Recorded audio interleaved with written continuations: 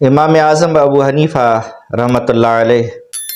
ان کی شخصیت کسی تعارف کی محتاج نہیں۔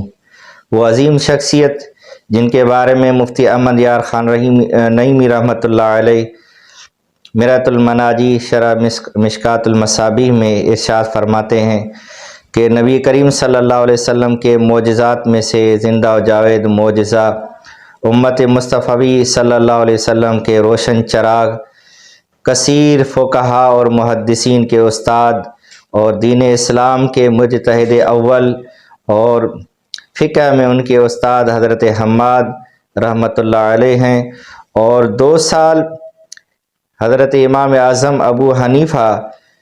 سیدنا جعفر الصادق رضی اللہ تعالی عنہ کی خدمت میں رہے اور ان سے کسب فیض حاصل کیا۔ امام اعظم ابو حنیفہ، ان کا لقب امام اعظم ہے، کنیت ابو حنیفہ ہے، نام نعمان بن ثابت رضی اللہ تعالی عنہ ہے۔ امام اعظم ابو حنیفہ نے جب تعلیم مکمل فرمائی، تحصیل علم سے فارغ ہوئے، تو انہوں نے گوشہ نشینی کا ارادہ فرما لیا۔ تو نبی کریم علیہ الصلاۃ والسلام کی خواب میں ان کو زیارت نصیب ہوئی۔ میرے آقا صلی اللہ علیہ وسلم نے ارشاد فرمایا کہ اے ابو حنیفہ، اللہ تعالیٰ نے آپ کو میری سنت کو زندہ کرنے کے لیے پیدا فرمایا ہے، اس لیے آپ اپنا گوشہ نشینی کا ارادہ ترک کر لیں۔ امام اعظم ابو حنیفہ وہ عظیم شخصیت جنہوں نے 40 سال تک عشاء کے وضو سے فجر کی نماز ادا فرمائی اور قرآن کریم کا ختم ایک ہی رکعت میں نوافل میں ادا کر لیتے۔ اور اس کے علاوہ امام اعظم وہ عظیم ہستی جنہوں نے علم کی تحصیل کے لیے مختلف علاقوں کا دورہ کیا، سفر کیا، خصوصاً بصرہ، کوفہ اور حرمین شریفین۔ کوفہ اس زمانے میں علم و حدیث کا مرکز تھا، وہیں پر انہوں نے حدیث کا علم حاصل کیا، پھر حرمین شریفین میں، اس کے بعد بصرے میں۔ امام اعظم کے فقہ کے استاد تو حضرت حماد ہیں، اور امام اعظم ابو حنیفہ کے طبقہ اول کے اساتذہ میں صحابہ کرام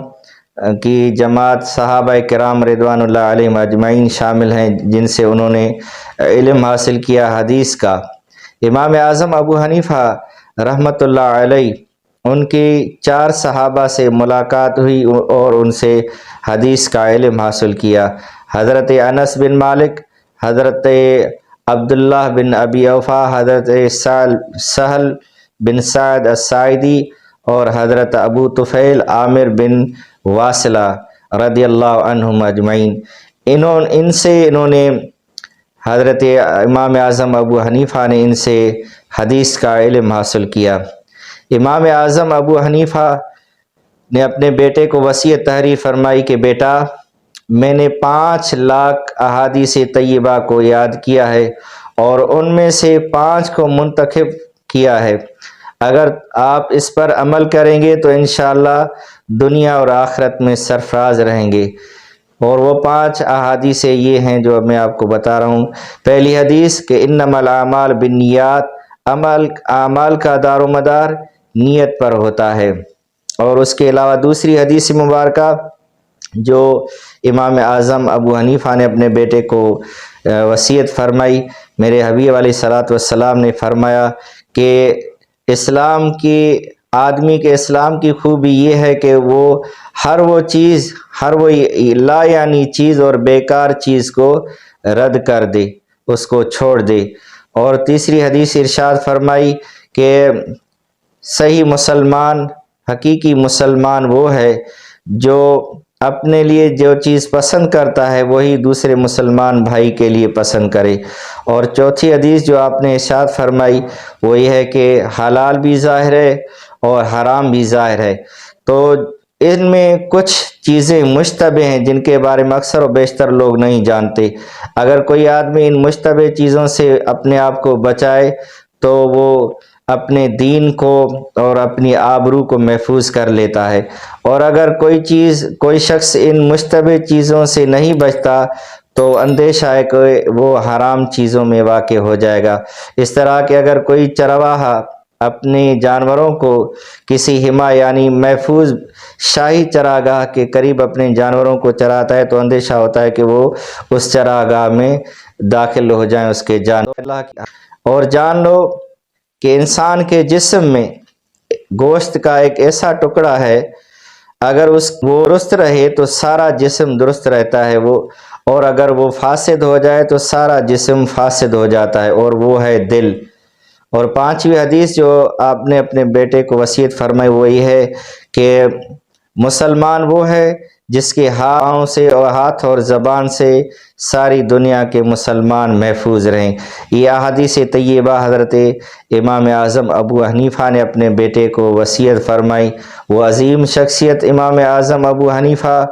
جس کو رسول کریم علیہ السلام کی کافی ساری بشارتیں حاصل تھی، وہ امام اعظم ابو حنیفہ جو کعبۃ اللہ کے حج پر گئے، کعبۃ اللہ میں نماز کے دوران ان کو دیواروں سے ندا آئی کہ ابو حنیفہ تمہاری بخشش کر دی گئی، تمہاری مغفرت کر دی گئی، اور تمہارے ساتھ ساتھ ان لوگوں کی بھی مغفرت فرما دی گئی جو تمہارے مسلک پر قیامت تک چلتے رہیں گے، عمل کرتے رہیں گے۔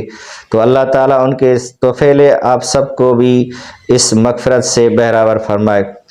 امام اعظم ابو حنیفہ وہ عظیم شخصیت مدینہ طیبہ کے چند علماء محمود آلوسی رحمۃ اللہ علیہ ارشاد فرماتے ہیں کہ امام اعظم ابو حنیفہ کی خدمت عالیہ میں مدینہ طیبہ کے چند علماء تشریف لائے مناظرے کے لیے کہ دوران نماز قرأت کے متعلق، تو امام اعظم نے انہیں ارشاد فرمایا کہ ان سارے لوگوں سے تو میں مناظرہ نہیں کر سکتا، یہ تو میرے لیے ناممکن ہے۔ آپ ایسا کریں کہ کسی ایک آدمی کو منتخب کر لیں جو آپ کی جگہ پر مجھ سے مناظرہ کرے، آپ سے سب سے زیادہ علم والا ہو، عالم ہو۔ تو انہوں نے ایک شخص کو مقرر کر دیا، تو آپ نے فرمایا آپ نے اس کو اپنی جگہ پر منتخب کیا، یہ سب سے زیادہ عالم ہے، آپ نے سمجھا کہ یہ سب سے زیادہ عالم ہے، تو اگر میں کوئی دلیل قائم کر دوں تو وہ آپ پر دلیل قائم ہوگی، اگر میں غالب ہو جاؤں تو وہ آپ پر ہی غالب آ جاؤں گا، اگر میں اس سے کوئی اختلاف کروں گا تو آپ پر ہی اختلاف کروں گا، تو کیا یہ بات آپ مانو گے؟ تو انہوں نے کہا جی ہاں۔ وہ کیوں؟ وہ اس لیے کہ ہم سب نے اس کو مل کر اپنا نائب مقرر کر دیا ہے۔ تو آپ نے فرمایا یہی تو بات میں کر رہا ہوں، یہی تو بات ہم کہتے ہیں کہ جس امام کو ہم نے اپنا نائب بنا دیا ہے، اپنا امام منتخب کیا ہے، وہی ہماری قرات کا نائب، وہی قرات کرے گا، اس کی قرات گویا کہ ہماری قرات ہوگی۔ تو یہ جواب سن کر سارے لاجواب ہو گئے